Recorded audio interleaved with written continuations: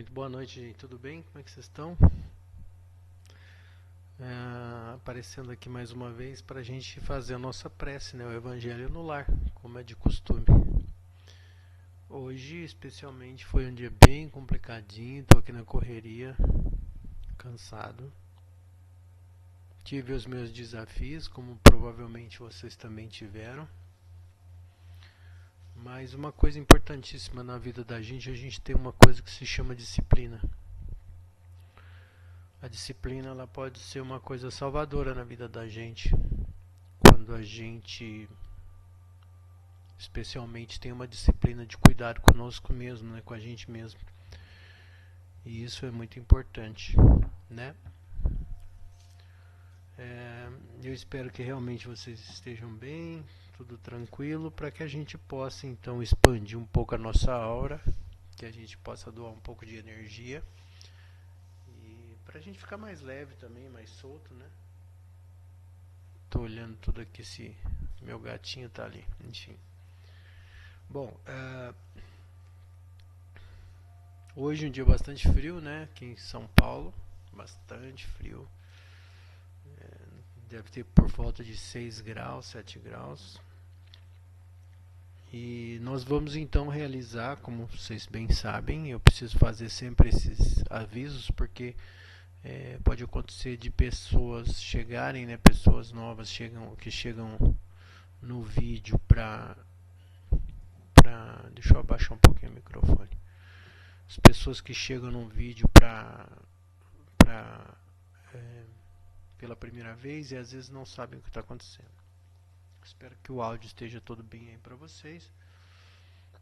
E a prece que a gente faz é sempre no modelo do Evangelho no Lar, obviamente, né, que é uma coisa que foi fundamentada, acho que especialmente pelo Allan Kardec, que trata-se basicamente de a gente ter um horário em que a gente tem uma interlocução com os espíritos, né, com os desencarnados. E é importante dizer que o Allan Kardec, na tese original do Espiritismo, né, ele dizia que a partir da codificação seria possível, nós teríamos uma nova fronteira, né, rompida, porque haveria um encurtamento da distância, vamos dizer, entre o plano dos encarnados em relação aos desencarnados, né? Ou seja, haveria uma facilidade de comunicação a partir de então, porque uma vez a codificação existindo, as pessoas entenderiam o mundo dos espíritos e, obviamente, a partir disso, essa interlocução ficaria muito mais facilitada, né? E, obviamente, se a gente for pensar, toda a casa espírita ela surgiu através das manifestações espiríticas dentro das casas, né? Quer dizer, não precisa de um templo para você necessariamente entrar em contato com a espiritualidade. Mas o objetivo nem é esse, né? A gente não quer montar um centro espírita na nossa casa, não é isso. Mas a gente, obviamente, tendo um momento específico marcado, né, para a gente falar com a espiritualidade, pode acontecer de um espírito mais elevado trazer alguma consciência que tenha necessidade de ouvir as palavras, as preces e por aí vai, enfim. Isso cabe à espiritualidade decidir. E nesse quesito eles são muito mais sabedores das realidades espirituais do que a gente, né? A gente só faz a nossa partezinha. Então, além do livro O Evangelho segundo o Espiritismo, eu uso também esse outro livrinho aqui, ó, que é muito legal. Às vezes eu erro assim, porque é tudo ao contrário, né? Mas esse livrinho aqui, ó, da Irene Pacheco Machado, que é um livrinho de reflexões de um espírito que se autodenomina Jacó, pura e simplesmente, né? E eu gosto também de usar esse livro aqui do Sri Pembaba, que é um livro que tem bastante mensagens bem interessantes, né? E eu acho que eles sempre conversam bem. Bom, na prece que a gente faz no Evangelho no Lar, a primeira prece que a gente faz é uma prece pública, onde a gente manda energias para algum lugar público ou pessoa pública, e logo em seguida é, a gente então separa um momento para que a gente faça uma prece em favor de nós mesmos, das pessoas mais próximas da gente, né? Que é uma forma também da gente, vamos dizer assim, extravasar essa essa angústia que está, né, dentro da gente às vezes por uma dificuldade que a gente assiste que alguém próximo da gente esteja passando, por nós mesmos, né? Porque é tão legal às vezes a gente pedir ajuda para a espiritualidade e por vezes quando somos respondidos, né, quando nós temos crédito para sermos respondidos naquela questão, a gente sempre vai ter uma resposta. Mas isso depende diretamente, eu acho que do nosso nível de crédito, né? E aí se a gente tem bastante crédito, é possível que a gente seja atendido no nosso pedido de uma maneira plena. E isso nos deixa muito felizes, nos dá gás para continuar trabalhando, buscando, falando de espiritualidade, que é uma coisa muito legal. Enfim, essa é a nossa vibe, né? Então, a gente sempre começa, dados os devidos recados, a gente sempre começa fazendo uma respiração. E o objetivo, eu sempre explico isso, o objetivo da respiração é simplesmente dilatar a nossa aura, né? Então nós temos esse corpo físico e, vamos dizer assim, o que permeia o nosso corpo físico é o corpo energético. E esse corpo energético, quando a gente está em estado de relaxamento, ele se dilata, criando uma aura. E essa aura, né, é, ela, vamos dizer assim, deixa o nosso corpo maior e mais perceptivo. Então, maior que eu quero dizer é que essa nossa energia se expande em torno do nosso corpo e aí a gente fica mais suscetível a receber as intuições mais sutis, ou seja, dos espíritos em melhor condição do que a nossa, né? É o mesmo princípio do passe mediúnico, é o mesmo princípio do reiki, mas enfim, sem que colocar aqui nenhuma tag, nenhuma coisa desse tipo, porque esse não é o objetivo. A gente faz então a respiração fazendo uma inspiração em 2 tempos, né? Metade da capacidade torácica na primeira inspiração e a outra metade na segunda. E depois a gente solta lentamente todo o ar do pulmão e começa um novo ciclo, tá bom? Então eu vou mostrar para vocês o exemplo e a partir de então a gente começa a respirar. Enquanto eu vou falando, a gente vai fazendo a respiração, tá bom? Só para encerrar, os avisos. O objetivo desse vídeo é sempre oferecer companhia para aquelas pessoas que queiram fazer as suas preces em casa e às vezes não tem, obviamente, uma companhia, tá bom? Então a respiração é assim que a gente faz, tá? A gente inspira, para, inspira novamente e solta lentamente.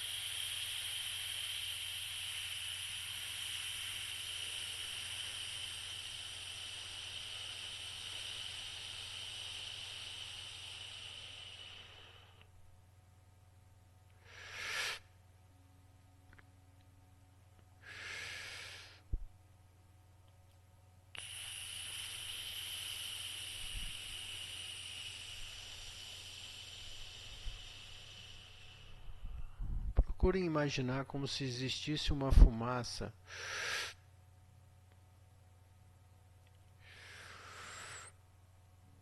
leitosa em volta do seu corpo e ela fosse se expandindo.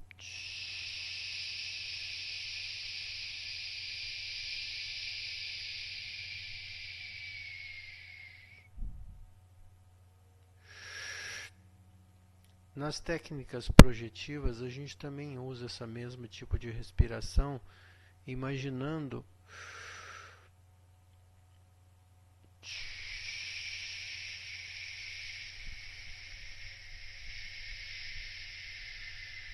que essas energias estão,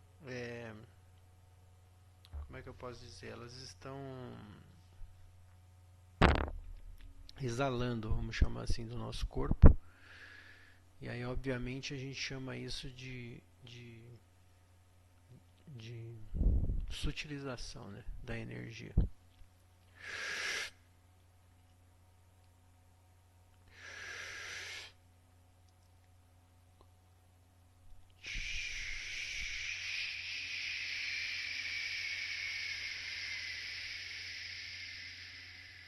Porque, obviamente, quando a gente está exteriorizando essa energia,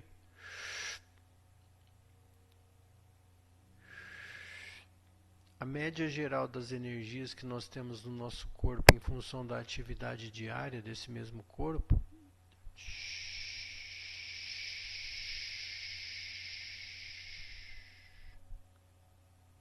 ela é exteriorizada, e com isso a média geral, porque assim, à medida que você exterioriza,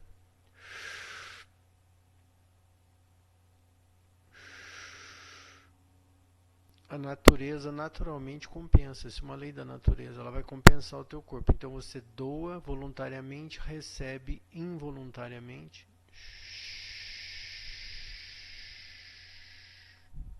Isso promove a sutilização da tua energia.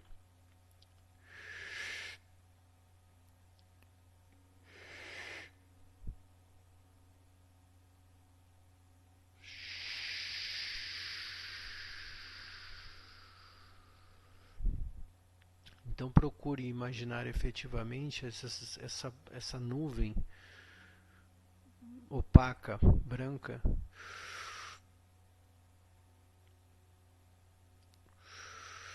leitosa,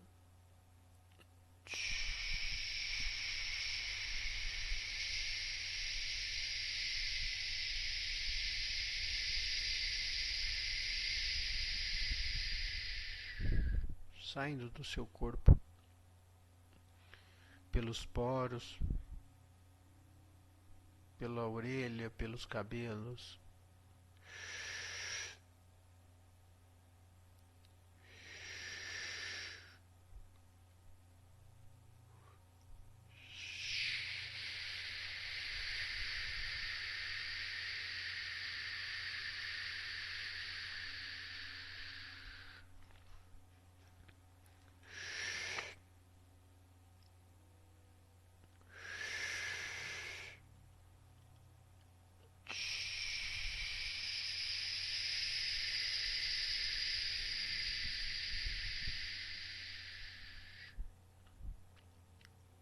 Com isso, naturalmente, a gente já vai mudando nosso batimento cardíaco, vai entrando no estado de relaxamento.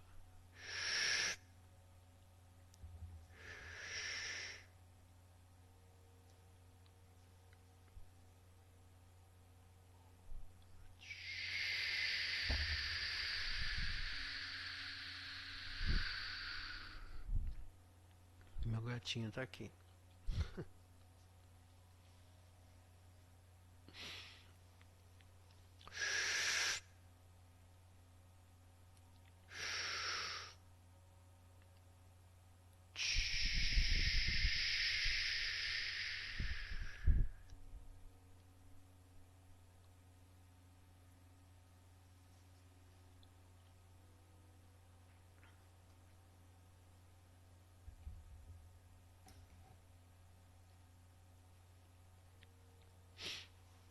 Então, a partir de agora, eu gostaria de evocar a presença dos bons espíritos para que eles estivessem conosco aqui, nos ajudando nesse momento de prece, orientando os nossos pensamentos, insuflando em nós a coragem necessária, o carinho necessário para oferecer essas energias aos nossos irmãos encarnados e também desencarnados, aos nossos parentes.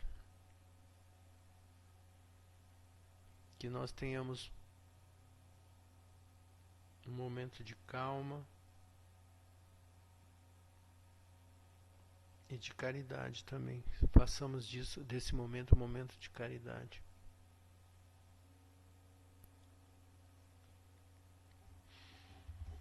E aí, para começar então, que os bons amigos da boa espiritualidade possam orientar os nossos pensamentos, trazendo para nós intuições que possam ser bem perceptivas e que possam adequadamente atingir os objetivos desse momento de prece, orientando os nossos pensamentos e os pensamentos de todos aqueles que em uníssono vibram nessa mesma prece. Que haja muita luz e muita paz em nosso coração e que nós humildemente possamos oferecer algo de nós para os nossos irmãos desencarnados. E se alguma consciência necessite, que receba essas palavras e esses eflúvios de amor, de amor, para que possam elevar os seus pensamentos e encontrar o caminho mais adequado à sua evolução espiritual. Peço aos bons espíritos que nos ajudem numa leitura do Evangelho segundo o Espiritismo, e que ela faça sentido para os nossos intentos, e que Jesus abençoe a todos nós, que assim seja.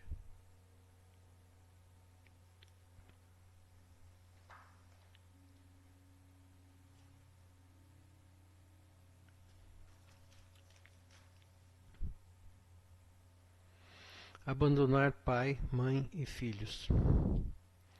Todo aquele que por amor ao meu nome deixar sua casa, os seus irmãos, irmãs, pai, mãe, mulher, filhos e as suas terras receberá o cêntuplo e terá a herança da vida eterna. Mateus capítulo 19, versículo 29. Então Pedro lhe disse: quanto a nós, vede que deixamos tudo e vos seguimos. Jesus lhe disse: eu vos digo em verdade, que não há ninguém que tenha deixado pelo reino de Deus a sua casa, pai, mãe, irmãos, mulher e seus filhos, que não receba deste mundo muito mais, e no século futuro a vida eterna. Lucas capítulo 18, versículo 28 a 30. Um outro lhe disse: Senhor, eu vos seguirei, mas deixe-me primeiro ir dispor do que tenho em minha casa. E Jesus lhes respondeu: todo aquele que, tendo a mão ao arado, olhar para trás, não é digno do reino dos céus. Lucas, versículo 9, de 61, capítulo 9, versículo de 61 e 62. Sem discutir as palavras, é preciso procurar aqui um pensamento que era evidentemente este: os interesses da vida futura estão acima de todos os interesses e de todas as considerações humanas, porque está de acordo com a essência da doutrina de Jesus, enquanto a ideia de renúncia à família seria a sua negação. Não temos, aliás, sob os nossos olhos a aplicação desses ensinamentos no sacrifício dos interesses e das afeições da família pela pátria? Condena-se um filho por deixar o pai, mãe, filhos, irmão, mulher e seus filhos para marchar em defesa do seu país? Não lhe é dado, ao contrário, um grande mérito por deixar as doçuras do lar, o calor das amizades, para cumprir um dever? Há, pois, deveres que se sobrepõem a outros. A lei não diz da obrigação da filha deixar o seu país e seguir o seu esposo? O mundo está repleto de casos em que as separações mais dolorosas são necessárias, mas as afeições nem por isso se rompem. O afastamento não diminui nem o respeito e nem a dedicação que se deve aos pais, nem a ternura para com os filhos. Vê-se, portanto, que, até mesmo tomadas ao pé da letra, salvo a palavra odiar, aquelas expressões não seriam a negação do mandamento que determina honrar pai e mãe, e nem o sentimento de ternura fraternal, e com mais forte razão ainda, se analisarmos quanto ao seu espírito. Elas tinham por objetivo mostrar a forma propositadamente exagerada, o quanto era importante para o homem o dever de ocupar-se da vida futura, considerando que elas deviam ser menos chocantes para um povo e para uma época que, por força das circunstâncias, os laços de família tinham menos força do que numa civilização moralmente mais avançada. Esses laços, muito fracos nos povos primitivos, se fortificam com o desenvolvimento da sensibilidade e do senso moral. As separações são necessárias ao progresso, tanto nas famílias quanto nas raças, pois elas se degeneram se não há cruzamentos, se não se mesclam uma às outras. É uma lei da natureza que tanto interessa ao progresso moral quanto ao progresso físico. As coisas estão encaradas aqui somente sob o ponto de vista terreno. O Espiritismo faz com que as vejamos de maneira mais elevada, ao nos mostrar que os verdadeiros laços de afeição são os do espírito e não os do corpo. Que esses laços não se rompem nem com a separação e nem mesmo com a morte do corpo. Que eles se fortificam na vida espiritual pela purificação do espírito. Verdade consoladora que nos dá uma grande força para suportar as contrariedades da vida.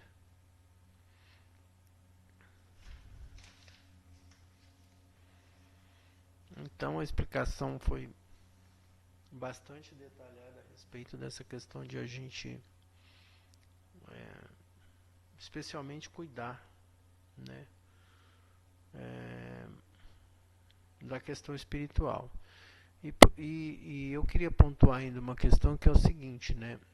A medicina, que de certa maneira ainda hoje tem muito de mecanicista, né? No sentido de que, rompeu um vaso, costura. Tem uma parte com problema, tira e joga fora, né? Apareceu um nódulo, tem que tirar. Às vezes a pessoa está com, por exemplo, sei lá, pressão alta, tem que jogar um remédio para baixar a pressão. Então, assim, é uma coisa, obviamente que tem muito estudo, tem muita pesquisa nisso, né? Porque não é simplesmente, por exemplo, extirpar um nódulo, não é pura e simplesmente assim, ou um membro com problema, enfim, ou simplesmente costurar, não é de maneira tão simples assim como estou falando. A gente precisa de muita ciência para conseguir fazer isso com competência, mas o que eu quero dizer basicamente é que é o seguinte: a gente olha para um órgão ou para alguma coisa com problema, e o que a gente faz é o seguinte: se eu consigo consertar, beleza, se eu não consigo, eu jogo fora. E a gente sempre está olhando para uma massa de tecidos, vamos dizer assim, né? E a gente é muito físico ainda nessa questão de tentar corrigir uma disfunção, né, corpórea. Então, a gente precisa apalpar, a gente precisa pegar, a gente precisa ver a cor, né? Então, assim, é uma coisa que está muito vinculado ainda ao corpo, né? Que eu acho que no futuro a gente vai começar a compreender que necessariamente algumas doenças, elas são doenças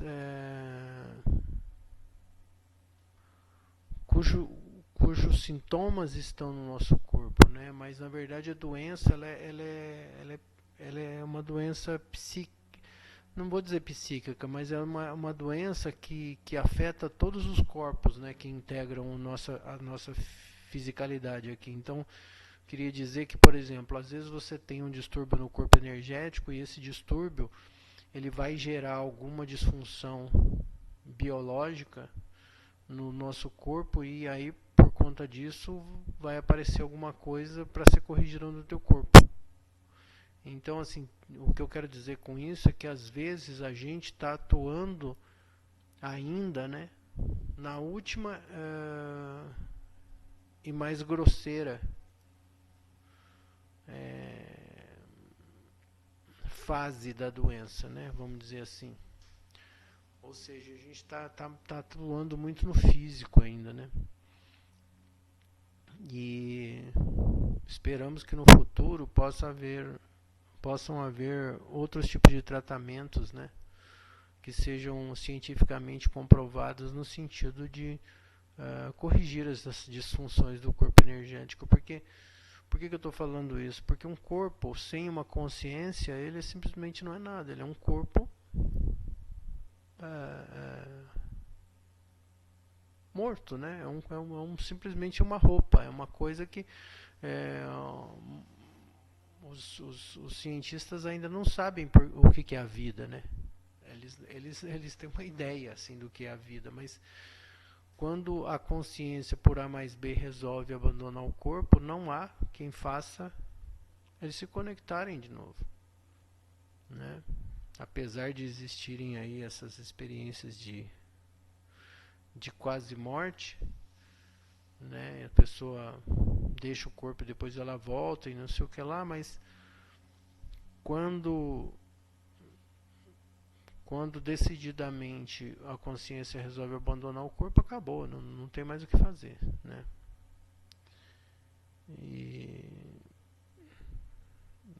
E a ciência ela é tão parca nisso, vou até dar um exemplo mais ainda, que a gente nem sabe quando é definitivamente que uma consciência resolve deixar o corpo, porque às vezes é óbvio, né? O corpo entrou em morte cerebral, obviamente, o corpo está ali funcionando, mas ali você sabe que esse corpo talvez não ficará mais consciente, né? Então isso é um forte indício de que, bem, a vida vai terminar ali. Mas a ciência nem sabe definir ainda, ou se interessa efetivamente por esses processos, né, de abandono da consciência, quando a consciência resolve abandonar o corpo. A gente nem pesquisa isso ainda, a gente nem sabe quais são os efeitos que acontecem, os sintomas desse abandono, enfim. Enfim, e aí, por que eu estou dizendo tudo isso? Porque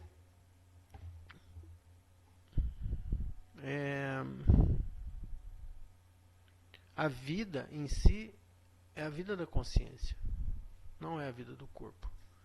E aí a gente passa praticamente 24 horas do dia cuidando do corpo, ou seja, até dormir significa cuidar do corpo. É lógico que a consciência se beneficia disso, né, do sono, mas praticamente, se você quiser desconsiderar as 8 horas de sono, a gente teria aí de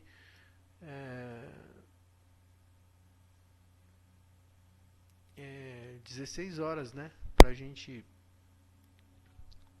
que a gente está sempre correndo atrás de dinheiro, ou alimentando o corpo, ou lavando o corpo, ou enfim, né, cuidando do corpo. Então a gente sequer cuida às vezes da consciência.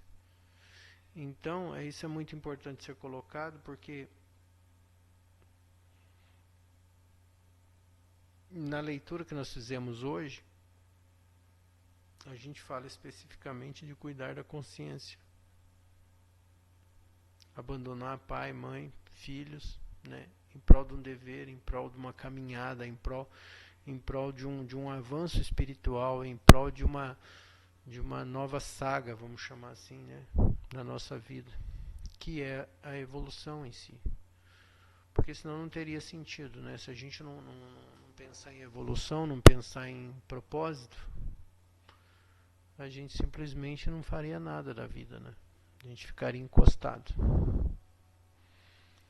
E eu acho que é pertinente nesse caso, então, que a gente cuide da nossa consciência, que a gente cuide um pouquinho da nossa espiritualidade ou da meditação, que de certa maneira a gente está cuidando da nossa consciência. E especialmente hoje eu gostaria de pedir uma prece pública, porque nós começamos já a corrida eleitoral desse ano. E eu gostaria que a gente fizesse uma vibração por esses espíritos, por essas consciências que vão começar agora esse processo de eleição, vão passar por esse processo de eleição, e que eles tenham, de certa maneira, consciência dos seus atos, que eles estejam mais, de certa maneira, protegidos contra as tentações do dinheiro, da mentira, contra as tentações, né, da enganação, da boa fé, né? Porque disso depende em grande parte o futuro de muita gente, né?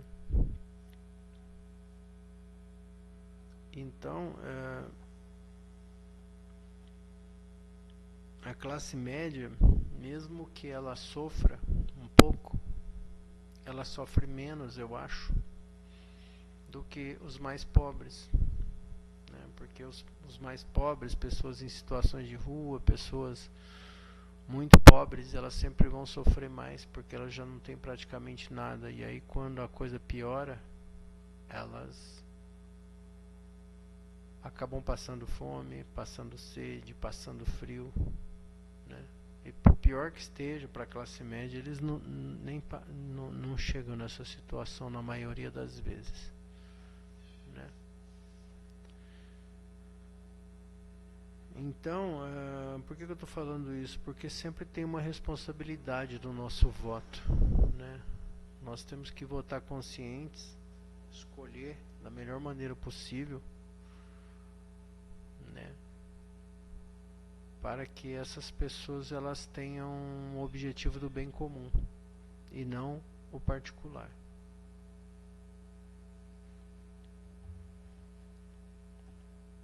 Então que a gente possa pedir uma prece por esses candidatos, por esse processo, que nós possamos doar energia para que haja uma boa consciência em prol do todo.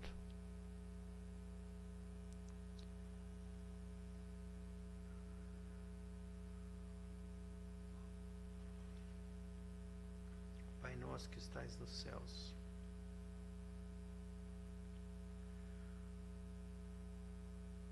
santificado seja o vosso nome.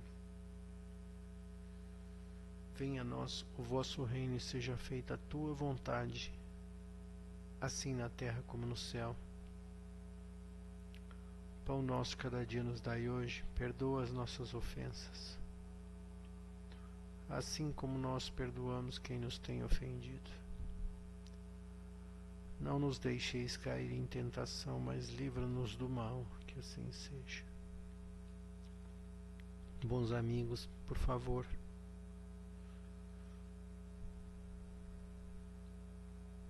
que vocês possam utilizar essas energias para a boa consciência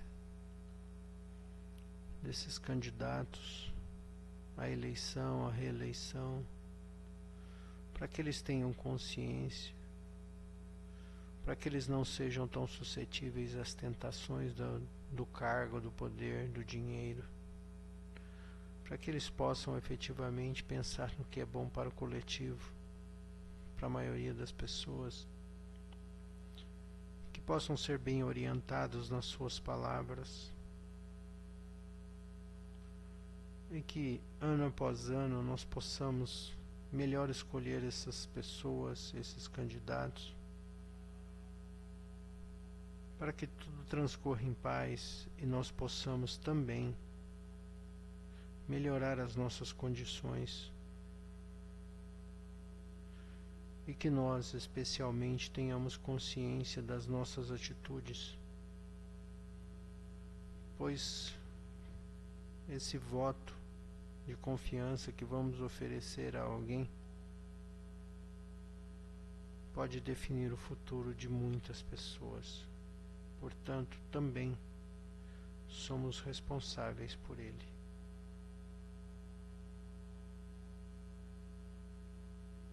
Que vós, os bons espíritos, possam nos ajudar, nos acompanhando e acompanhando a esses candidatos em suas preleções, em suas atitudes, para que tudo transcorra da melhor maneira possível e que Jesus abençoe a todos nós. Que assim seja.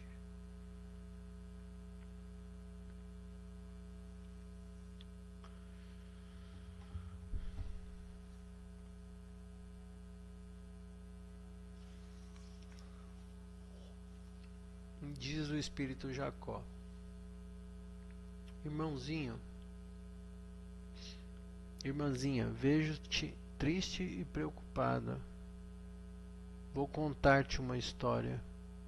Um dia, uma humilde lamparina não quis acender por se julgar insignificante, deixando assim muitos no escuro.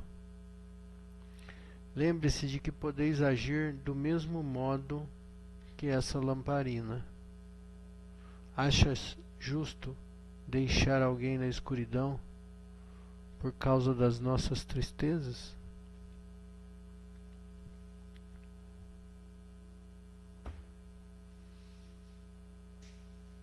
Obviamente,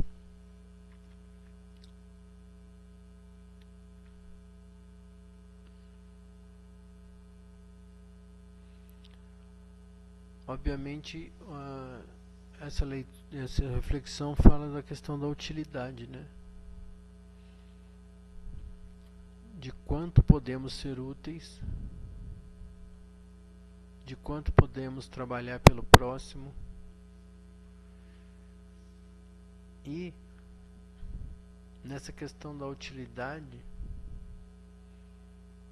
tem uma coisa muito interessante, que é a rotina, né? Se você cria uma rotina de utilidade, ou seja, se você se coloca sempre à disposição do outro, sem se prejudicar, né? Ou seja, você não deixa de fazer por você, né? Mas você, na medida do possível, faz pelo outro, e você já adquiriu essa rotina. Isso é uma atitude salvadora, porque quando a gente já adquire essa rotina, a gente não sofre mais. A gente simplesmente faz o que precisa ser feito.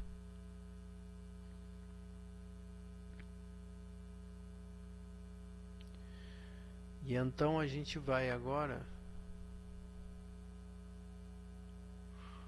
orientar os nossos pensamentos e fazer uma prece por nós mesmos, pelos nossos familiares.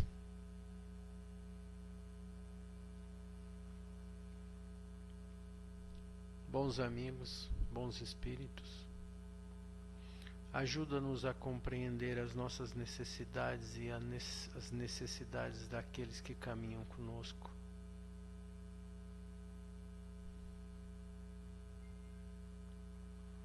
Pedimos humildemente que acompanhem-nos nesse Pai Nosso, levando as nossas energias ao seu destino, permitindo que haja transformação das consciências, um apoio aos mais necessitados, uma orientação aos desiludidos, e que se nós tivéssemos algum mérito, que ele seja utilizado em prol das nossas preces e dos nossos pedidos para que tudo transcorra da melhor maneira possível. Pai nosso que estais nos céus, santificado seja o vosso nome. Venha a nós o vosso reino e seja feita a tua vontade, assim na terra como nos céus. Pão nosso cada dia nos dai hoje. Perdoa as nossas ofensas, assim como perdoamos quem nos tem ofendido. Não deixeis cair em tentação, mas livra-nos do mal, que assim seja. Bons amigos, pedimos desse modo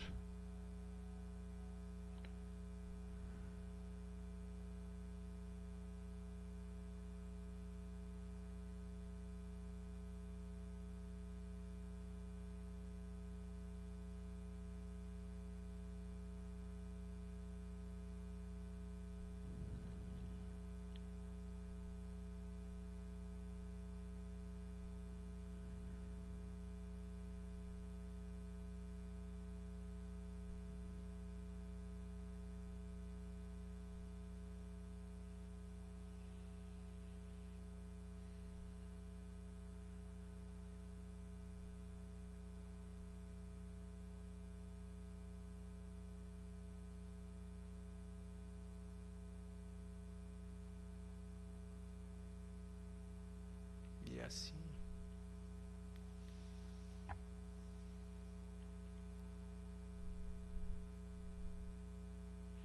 que nós possamos ser instrumentos do amor ao próximo, da paz em nosso lar,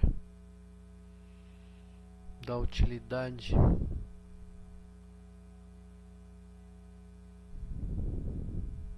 e de um modo geral do amor ao próximo.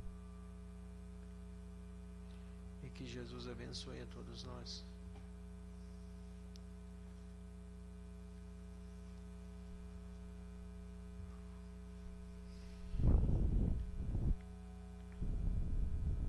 Comandos do coração. Minha proposta é que você se harmonize com o fluxo da vida, para que possa se tornar desprendido e natural. Em outras palavras, que você possa ouvir e atender aos comandos do coração. Isso é possível somente se o coração estiver aberto. Por isso, meu trabalho é para abrir o coração, para desvendar o amor. Esse texto do Sri Prembaba é interessante. Ter uma coisa, né, que a gente sabe que quando a gente tem sobre o nosso coração, né, no nosso corpo espiritual, a gente tem esse chakra, que é o chakra cardíaco, né? E que geralmente quando a gente expande esse chakra cardíaco, ele tem como se fosse um vórtice, né, para frente, outro para trás. Geralmente quando ele está muito ativo, esse chakra, naturalmente a gente recebe esses influxos energéticos por ele. Em alguns casos de pessoas mais sensíveis, elas chegam até mesmo a sentir impactos fortíssimos no peito, né? Por conta dessa interação energética. E ocorre que às vezes esse chakra está levemente bloqueado em função das frustrações emocionais que nós carregamos na vida. E eu acho que exercitar esse chakra é mais ou menos como desenvolver músculos no corpo, né?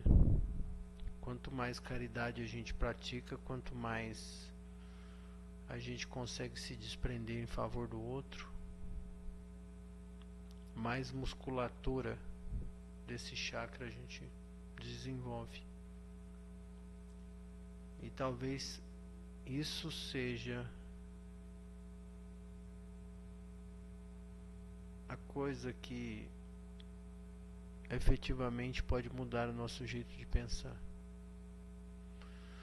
Porque estar aqui nessa reencarnação não é sobre nós, mas é sobre o outro sempre.